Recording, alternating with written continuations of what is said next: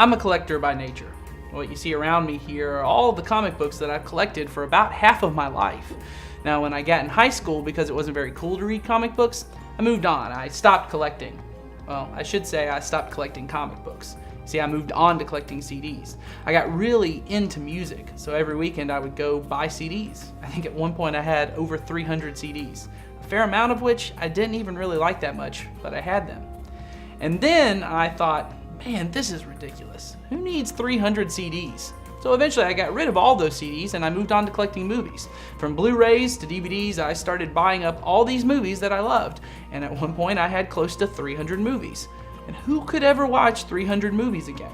Well, I tried. And just recently, when I moved into my new house and I had 4 boxes full of movies, I realized I think I have too many movies.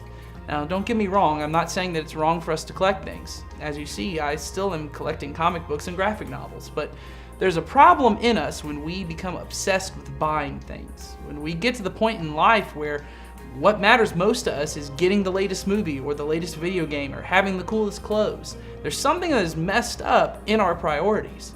I'm sure I'm not the only one who sees what everyone else has and wants it for ourselves, right? I'm sure I'm not the only one who gets a little proud of the things I own, right? I'm sure I'm not the only one who shows off my latest gadget to my friends like it's the coolest thing in the world.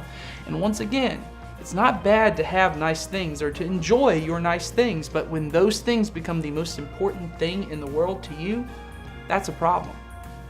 When having the nice things and having the things that you want become more important to you than helping people who don't have what they need to survive, then there's a problem.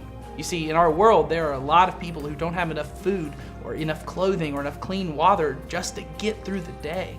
And God has called those of us who have more than we need to help them. As people who follow God, He wants us to take care of those who can't take care of themselves.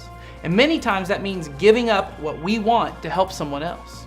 So maybe that means I choose not to buy the latest movie or to buy the new shirt that I need, but to take the money I would use for that and buy something for someone else. Maybe it means I give up one of my Christmas presents and use that money to help someone who won't get any presents this year. Maybe it means I choose to mow some lawns or babysit, and I take that money and give it to someone else instead of using it on myself. So let's talk in our groups about how God wants us to regularly choose to give up what we want to help someone else.